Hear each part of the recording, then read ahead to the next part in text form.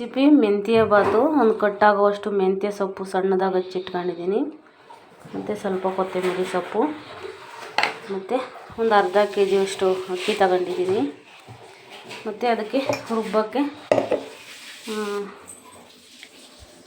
ಕೊಬ್ಬರಿ, ಮೆಣಸು, ಒಂದು 4ರಿಂದ ಚಕ್ಕೆ, ಲವಂಗ, 2 ಏಲಕ್ಕಿ ಕಾಯಿ ತಗೊಂಡಿದ್ದೀನಿ, 4 ಗೆಡ್ಡೆ ಬೆಳ್ಳುಳ್ಳಿ ತಗೊಂಡಿದ್ದೀನಿ, ಸ್ವಲ್ಪ ಮೆಣಸು ತಗೊಂಡಿದ್ದೀನಿ, ಮತ್ತು ಶುಂಠಿ, ಮತ್ತು ತೆಂಗಿನಕಾಯಿ, ಈರುಳ್ಳಿ ತಗೊಂಡಿದ್ದೀನಿ. ಈರುಳ್ಳಿ ಹಾಕ್ತಾಯಿದ್ದೀನಿ, ತೆಂಗಿನಕಾಯಿ ಹಾಕ್ತಾಯಿದ್ದೀನಿ, ತುಂಬಾ ಟೇಸ್ಟಿಯಾಗಿರುತ್ತೆ. ಮತ್ತು ಬೆಳ್ಳುಳ್ಳಿ ಹಾಕ್ತಾಯಿದ್ದೀನಿ. ಈ ರೆಸಿಪಿನ ನೀವು ಒಂದ್ಸತಿ ಟ್ರೈ ಮಾಡಿ ಹೇಗಿತ್ತು ಅಂತ ಹೇಳಿ. ಮತ್ತು ಹಸಿರು ಮೆಣಸಿನ್ಕಾಯಿ ಹಾಕ್ತಾಯಿದ್ದೀನಿ, ಮೆಣಸು ಹಾಕ್ತಾಯಿದ್ದೀನಿ,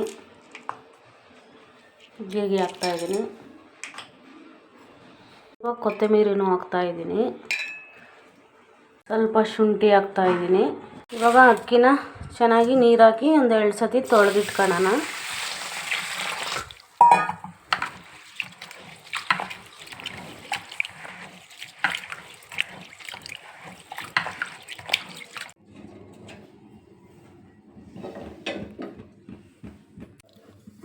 ಇವಾಗ ಎಣ್ಣೆ ಒಂದು ಅರ್ಧ ಕಪ್ಪಷ್ಟು ಎಣ್ಣೆ ಹಾಕ್ತಾಯಿದ್ದೀನಿ.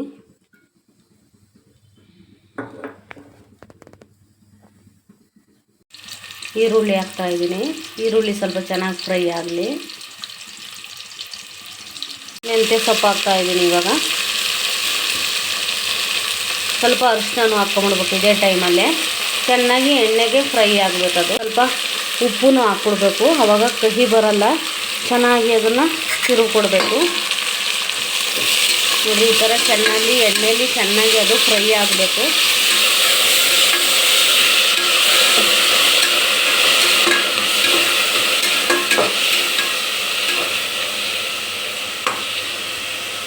ಇವಾಗ 1 ಹಿಡಿ ಆಗೋಷ್ಟು ಕೊತ್ತಂಬರಿ ಹಾಕೋಣ.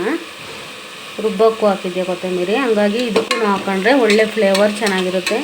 ಇದು ಚೆನ್ನಾಗಿ ಇವಾಗ ಇದಕ್ಕೆ ಟೊಮೊಟೊ ಹಾಕೋಣ. ಟೊಮೊಟೊ 2 ಟೊಮೊಟೊ ತಗೊಂಡಿದ್ದೀನಿ.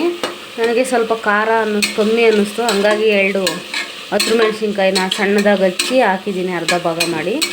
ಅದು ಚೆನ್ನಾಗಿ ಫ್ರೈ ಆಗಲಿ.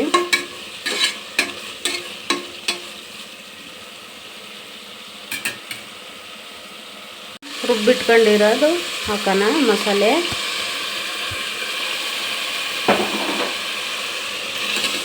ಚೆನ್ನಾಗಿ ಇದರಲ್ಲೇ ಚೆನ್ನಾಗಿ ಫ್ರೈ ಆಗಲಿ. ಮೆಂತ್ಯ ಬಾತ್ ಇದು ತುಂಬಾ ಚೆನ್ನಾಗಿರುತ್ತೆ. ಈ ರೆಸಿಪಿ ಒಂದ್ಸತಿ ನೀವು ಟ್ರೈ ಮಾಡಿರಿ. ಚೆನ್ನಾಗಿ ಇದನ್ನು ಸ್ವಲ್ಪ ಚೆನ್ನಾಗಿ ತಿರುಗಿ ಕೊಡೋಣ.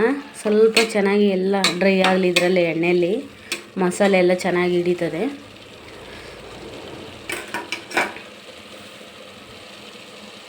ಅಂಥದ್ದು ಎಲ್ಲ ಹಾಕಿತ್ತು. ಇದನ್ನು ತೊಳೆದ್ಬಿಟ್ಟು ಹಾಕ್ತಾಯಿದ್ದೀನಿ.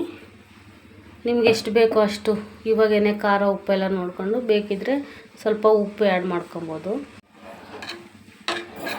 ನೋಡ್ಬೋದು, ತುಂಬಾ ಚೆನ್ನಾಗಿದೆ. ಕಲ್ಲರಲ್ಲಿ ಸ್ಮೆಲ್ಲು ಘಮ ಘಮ ಅಂತದೆ, ಒಳ್ಳೆ ಪರಿಮಳನೇ ಬರುತ್ತೆ, ಅಷ್ಟು ಸ್ಮೆಲ್ಲು ಚೆನ್ನಾಗಿದೆ. ಸ್ವಲ್ಪ ಬರೀ ಧನಿಯಾ ಪೌಡ್ರ್ ಹಾಕೋಣ, 1 ಸ್ಪೂನು. ಅಕ್ಕಿ ತೊಳೆದು ಹಾಕೋಣ.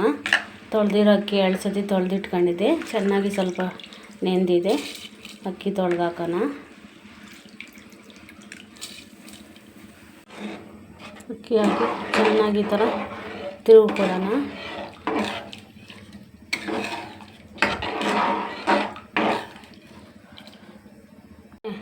ಈ ಟೈಮಲ್ಲೇ ಸ್ವಲ್ಪ ಉಪ್ಪು ಎಲ್ಲ ನೋಡ್ಕೊಂಡು ಅಡ್ಜಸ್ಟ್ ಮಾಡ್ಕೊಂಡು ಇವಾಗ ಒಂದು ಮುಚ್ಚಿಬಿಟ್ಟು 1 ವಿಜಿಲ್ ಕೂಗಿಸ್ಕೊಂಬಿಡೋಣ. ಕುಕ್ಕರ್ ಮುಚ್ಚಳ ಓಪನ್ ಮಾಡೋಣ. ವಾವ್, ಸೂಪರಾಗಿ ಬಂದಿದೆ. ತುಂಬಾ ಟೇಸ್ಟಿಯಾಗಿದೆ, ಘಮ ಘಮ ಅಂತ ಇದೆ. ಎಷ್ಟು ಚೆನ್ನಾಗಿ ಬಂದಿದೆ ಅಂತೇಳಿ, ಅಷ್ಟು ಸೂಪರಾಗಿದೆ, ತುಂಬಾ ಚೆನ್ನಾಗಿದೆ. ಈ ರೆಸಿಪಿನ ನೀವು ಒಂದ್ಸತಿ ಟ್ರೈ ಮಾಡಿ ಹೇಗಿತ್ತು ಅಂತ ಹೇಳಿ. ಲೈಕ್ ಮಾಡಿರಿ, ಶೇರ್ ಮಾಡಿರಿ, ಸಬ್ಸ್ಕ್ರೈಬ್ ಮಾಡಿರಿ. Thank you. ಬಾಯ್.